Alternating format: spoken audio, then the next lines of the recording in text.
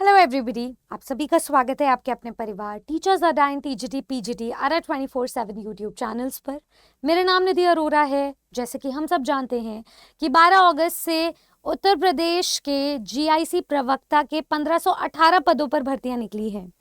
अब ये भर्ती 12 अगस्त से निकली है 13 विषयों में, लेकिन इंग्लिश के जो 184 रादर 189 पद हैं उनका क्या करना है? क्या आपको उन पदों पर एक सीट पक्की करनी है? तो चलिए फिर उसी के अराउंड हम आज के इस वीडियो में इंग्लिश की eligibility, exam pattern, syllabus, age limit, इन सबको समझ के हम पूरे पेपर को डाइसेक्ट करेंगे और इसके एग्जाम पैटर्न से ही सिलेक्शन स्ट्रैटेजी जानेंगे। तो इस वीडियो को अंत तक जरूर सुनिएगा। सबसे पहले तो मैं आपको दिखा देती हूँ उत्तर प्रदेश में जो जीआईसी प्रवक्ता के पद हैं। टोटल पद है 1518, मेल पद है 777, फीमेल है 694 और कुछ मिसलेनियस पद हैं हर अलग अलग सब्जेक्ट के स्पेशल एजुकेटर्स की पोस्ट पर। इसमें से अगर मैं इंग्लिश के पदों की बात करूं तो आपको 100 पद मेल के मिल रहे हैं, 84 पद फीमेल के और 5 पद है मिसलेनियस यानी कि स्पेशल एजुकेटर्स के।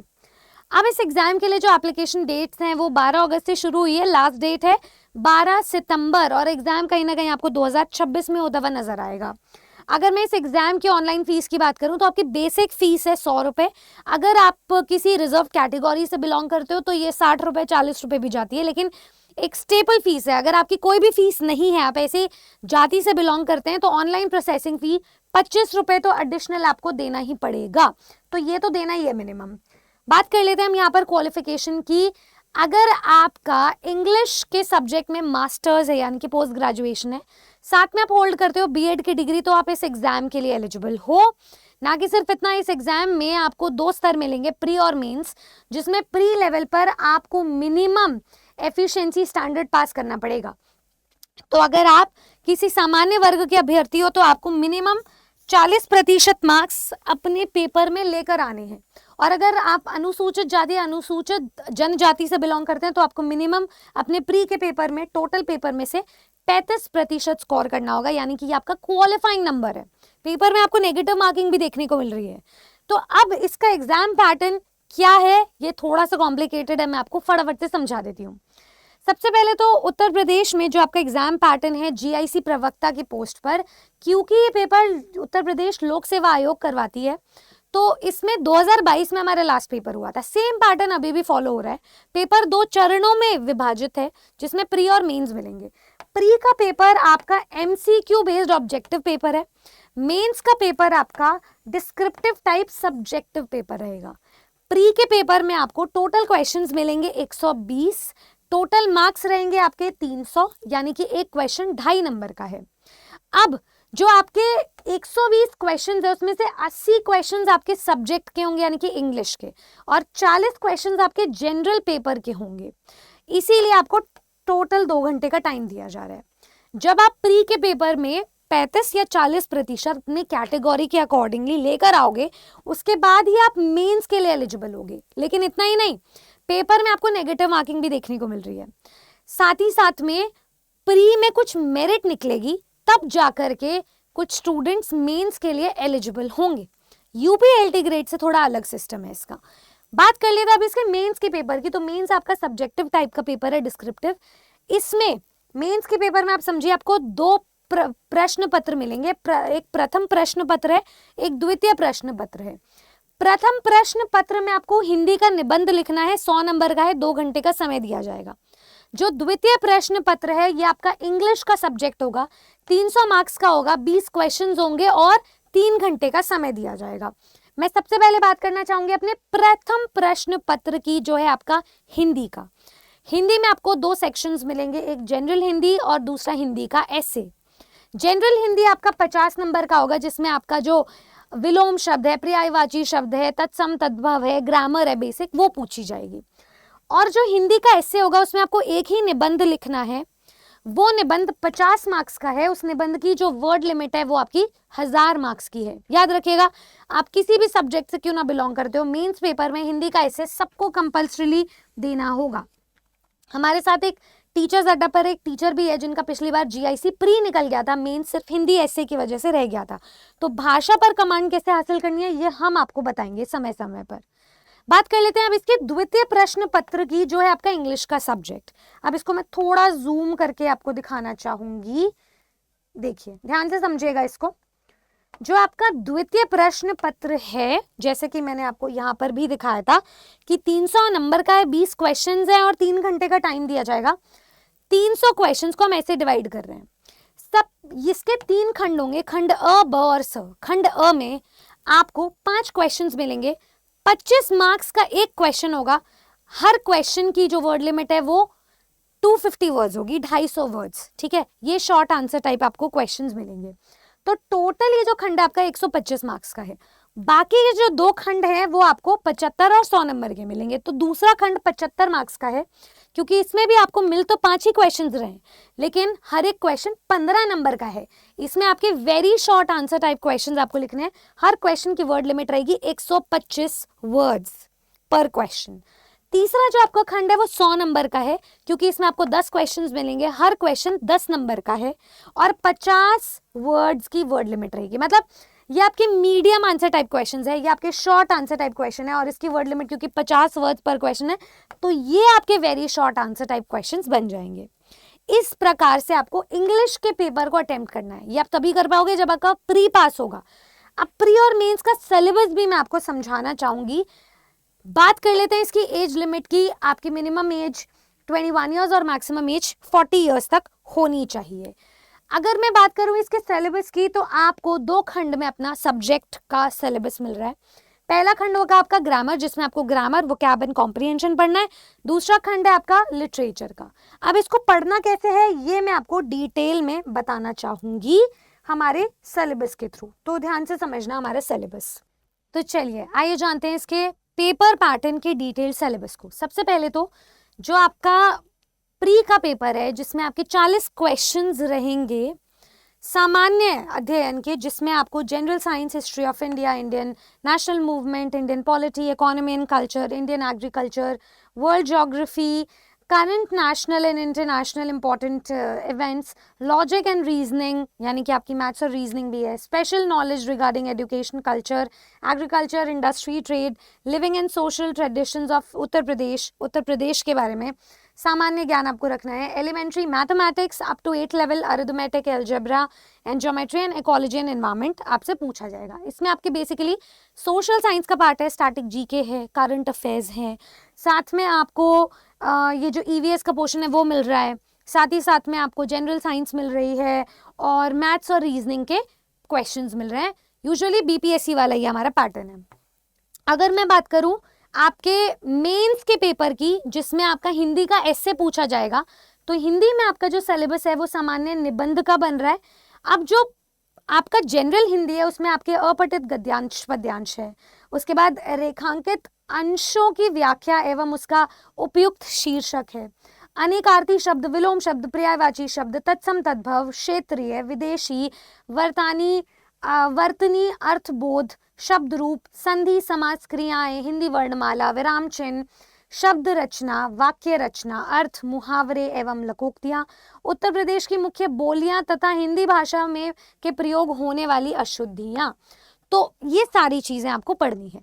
जो आपका हिंदी ऐसे वाला पार्ट होगा, इसमें आपको साहित्य पढ़ना है, संस्कृति पढ़नी है, राष्ट्रीय विकास योजनाएं क्रियान्वयन पढ़ना है, राष्ट्रीय अंतर्राष्ट्रीय सामयिक सामाजिक समस्याएं या निदान पढ़ना है, विज्ञान एवं इसके अलावा पर्यावरण पढ़ना है, प्राकृतिक आपदाएं एवं उनके निवारण पढ़ना है, कृषि, उद्योग एवं व्यापार पढ़ना है।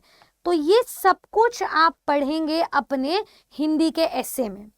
अब मैं बात करती हूँ सीधा इंग्लिश के टॉपिक में कि इंग्लिश में आपको क्या पढ़ना है, प्री में भी और मेंस में भी। प्री में 80 क्वेश्चंस है और मेंस में 300 मार्क्स आपके इसी से पूछे जाएंगे, 20 क्वेश्चंस आपको मिलेंगे। तो सेक्शन ए जो है आपका लिटरेचर बेस्ड है, जिसमें ऑथर्स और उनके वर्क्स दिए हैं, जैसे कि Geoffrey Chaucer, Shakespeare, John Milton, Dryden, Pope, PB Shelley, John Keats, AL Tennyson, Matthew Arnold, Charles Dickens, Thomas Hardy, WB Yeats, TS. Eliot, GB. Shaw, George Orwell, Raja Rao, Mulk Raj Anand, Nissim Ezekiel, Robert Frost, Ernest Hemingway, Harold Pinter, इसके अलावा R N Tagore, Girish Karnad, VS. Naipaul, Amitav Ghosh, Vikram Seth, Kamala Das, Ted Hughes, Walt Whitman, Khushwant Singh. तो ये सारे authors और उनके works आपको दिए गए हैं। इसके अलावा मैं आपको बी पार्ट बताती हूँ, इसमें आपको लिटरेरी टर्म्स पढ़नी है, लिटरेरी मूवमेंट्स पढ़ने हैं, लिटरेरी फॉर्म्स पढ़नी है, लिटरेरी क्रिटिसिज्म पढ़ना है। इसमें जो आपके पीरियड्स दिए जा रहे हैं, जैसे रेनेसॉन्स दिया जा रहा है, रेफॉर्मेशन दिया जा रहा है, इसके अलावा मेटाफिजिकल पोइट्री है, क्लासिज्म है, रोमांटिसिज्म है जो आपको पढ़ना है। इसके अलावा आपको पढ़ना है द प्री राफेलाइट्स, इसके अलावा मॉडर्न लिटरेचर पढ़ना है, मेजर स्टैंजा फॉर्म्स पढ़ना है, सोनेट पढ़ना है, बिलार्ड पढ़ना है, मॉक एपिक पढ़ना है, एलिजी पढ़नी है, पोस्ट मॉडर्न लिटरेचर पढ़ना है, कलोनियल लिटरेचर पढ़ना है, पोस्ट कलोनियल लिटरेचर पढ़ना है, इंडियन राइटिंग्स इंग्लिश में पढ़नी है। कुछ और राइटर्स के नाम दिए गए हैं, जैसे कि Aristotle, Dryden, doctor Johnson, saint Coleridge, Wordsworth, Matthew Arnold, ठीक है, और टी.एस. एलियट। तो इनके नाम पे एस्टरिस्क लगा हुआ है, ये मतलब कंपल्सरीली है। बात कर लेती हूँ मैं सेक्शन बी लैंग्वेज की, जिसमें आपका ग्रामर, वोकैब एंड कॉम्प्रिहेंशन का पोर्शन है।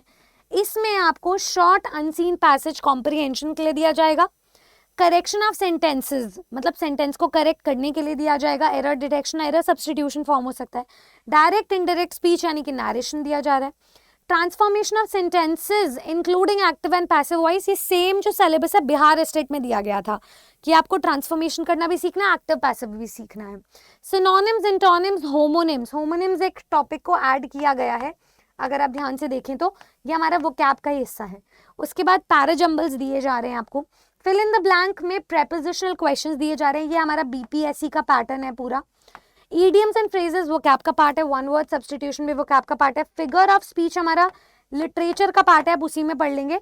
तो उस यहाँ से एक सिलेबस में हमारा थोड़ा कट शॉर्ट हो गया। और प्रीफिक्सेस एंड सफिक्सेस हमारा वोकैब वर्ड रूट का पार्ट है। ये सारी चीजें आपको पढ़नी है। अब मैं आपको बता दूं, ये जो टॉपिक्स है ना, ये इसमें से बहुत सारे टॉपिक्स हिडन टॉपिक्स हैं, ठीक है। इनमें से बहुत सारे टॉपिक्स हिडन टॉपिक्स हैं, ऐसे टॉपिक्स हैं जो आपको देखने में भी नहीं मिलेंगे। For example parts of speech एक ऐसा टॉपिक है जिसमें एरर का पूरा सब कुछ आ जाता है। तो जब आप पार्ट्स ऑफ स्पीच समझेंगे, noun, pronoun, adjective, verb, adverb, तब जाकर के आप parts of speech error detection को अटेम्प्ट कर पाओगे। सेंटेंसेस, क्लॉजेस समझने के बाद ही पैराजम्बल्स अटेम्प्ट कर पाओगे। एक्टिव पैसिव के लिए टेंसेस पढ़ना पड़ेगा, वो जरूरी है। तो ऑल इन ऑल आपको पूरी ग्रामर पढ़नी है। पार्ट्स ऑफ स्पीच पढ़ रहे हो तो आर्टिकल्स, पंक्चुएशंस, डिटर्मिनर्स जैसे एडेड क्वेश्चंस आपको पढ़ने पड़ेंगे। If you talk about grammar, ये पूरा सिलेबस ना मैंने हिडन, कंसील्ड सिलेबस को एक्सपैंड करके अपने स्टडी प्लान में मेंशन किया हुआ है। आप चाहें तो अरे 24/7 की वेबसाइट या एप्लीकेशन को विजिट करके जो हमारा बैच है उसकी स्टडी प्लान को देखिएगा। मेरा जो स्टडी प्लान है उसके अकॉर्डिंग हम 8 सितंबर से बैच लेकर आ रहे हैं, जिसमें आपकी ओरिएंटेशन क्लास होगी, सब कुछ समझाया जाएगा। कुछ वार्म अप क्लासेस होंगी वोकैब के अराउंड, फिर कुछ कॉम्प्रिहेंशन की क्लासेस होंगी। उसके बाद आपका सिंटैक्स शुरू होगा। हालांकि सिंटैक्स आपके सब्जेक्ट में सिलेबस में है नहीं, पर सिंटैक्स एरर का पार्ट है। अगर आप एरर पहचानना सीखना चाहते हो तो सिंटैक्स सीखना पड़ेगा। फिर यहाँ से आपका पार्ट्स ऑफ स्पीच बिल्ड होगा, नाउन, प्रोनाउन, वर्ब, एडजेक्टिव। जब ये 4 टॉपिक्स पढ़ लोगे तो हर टॉपिक के खत्म होने पर एक डाउट क्लास और एक टेस्ट होगा। उसके बाद आपके एरर डिटेक्शन के क्वेश्चंस आपसे पूछे जाएंगे।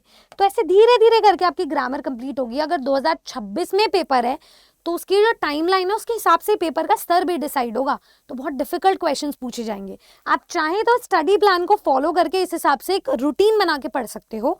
दूसरी चीज ये है कि ये पूरा स्टडी प्लान हमने मेंशन किया हुआ है अपने जीआईसी के बैच में, जो हमारा लेक्चरर यानी कि प्रवक्ता का बैच है।